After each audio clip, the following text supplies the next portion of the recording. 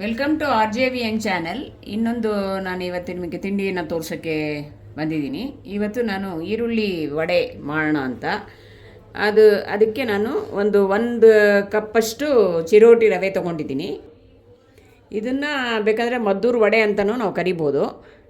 ನಾನು ಈ 1 ಕಪ್ ಚಿರೋಟಿ ರವೆಗೆ ಒಂದು 4-5 ಸ್ಪೂನು ಅಕ್ಕಿ ಹಿಟ್ಟು ಮತ್ತು ರುಚಿಗೆ ತಕ್ಕಷ್ಟು ಉಪ್ಪು ಹಾಕಿದ್ದೀನಿ. ಇವಾಗ ನಾನು ಕರಿಯೋದಕ್ಕೆ ಎಣ್ಣೆ ಕಾಯೋದಕ್ಕೆ ಇಡ್ತಾ ಇದ್ದೀನಿ.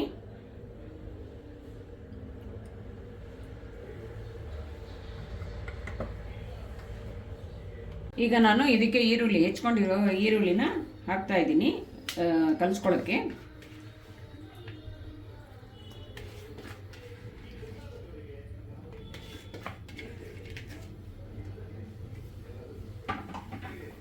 ಇದಕ್ಕೆ ನಾನು ಸ್ವಲ್ಪ ಅಚ್ಕಾರದ ಪುಡಿ ಹಾಕೋತಾ ಇದ್ದೀನಿ. ಈ ಮಿಶ್ರಣಕ್ಕೆ ಅಚ್ಕಾರದ ಪುಡಿ, ಖಾರ ಎಷ್ಟು ಬೇಕೋ ಅಷ್ಟು ಹಾಕೊಳ್ಳಿ.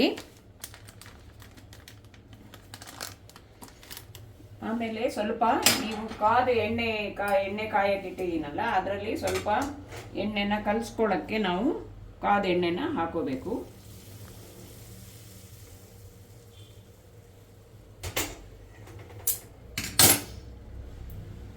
ಈಗ ಸ್ವಲ್ಪ ನೀರು ಹಾಕ್ಕೊಂಡು ಇದನ್ನು ಕಲಿಸ್ಕೋಬೇಕು. ವಡೆ ಹಿಟ್ಟನ್ನು ಚಪಾತಿ ಹಿಟ್ಟಿನ ಅದಕ್ಕೆ ಕಲಿಸ್ಕೋಬೇಕು, ವಡೆ ಹಿಟ್ಟಿನ ಅದಕ್ಕೆ ಕಲಿಸ್ಕೋಬೇಕು.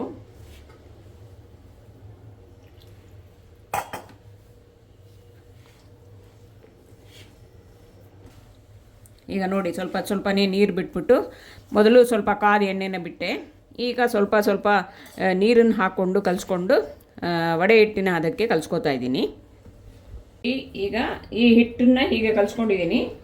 ಈ ಥರ ಬರುತ್ತೆ, ಈ ಥರ ನಾವು ಕಲಿಸ್ಕೋಬೇಕು. ಈಗ ನಾವು ವಡೆ ಆಕಾರದಲ್ಲಿ ಮಾಡಿಕೊಂಡು ಒಂದು ಸ್ವಲ್ಪ ಕೈಗೆ ಎಣ್ಣೆ ಸವರ್ಕೊಂಡು ವಡೆ ಆಕಾರದಲ್ಲಿ ತಟ್ಕೊಂಡು ಎಣ್ಣೆ ಕಾದಿದೆಯಾ ನೋಡಬೇಕು. ಫಸ್ಟು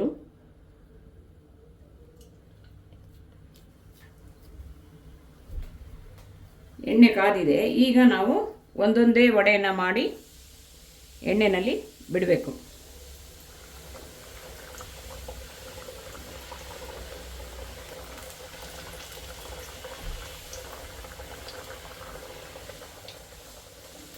ನೋಡಿ, ಈ ಥರ ತಟ್ಕೋಬೇಕು, ತೆಳ್ಳಿಗೆ ತಟ್ಕೋಬೇಕು.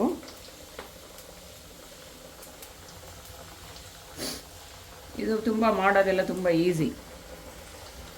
ಚಿರೋಟಿ ರವೆ, ಅಕ್ಕಿ ಹಿಟ್ಟು, ಸ್ವಲ್ಪ ಈರುಳ್ಳಿ, ಖಾರದ ಪುಡಿ, ಇದಿಷ್ಟು ಇದ್ದರೆ ನೀವು ಆವಾಗ ಮಾಡಿಕೊಂಡು ತಿನ್ಬೋದು.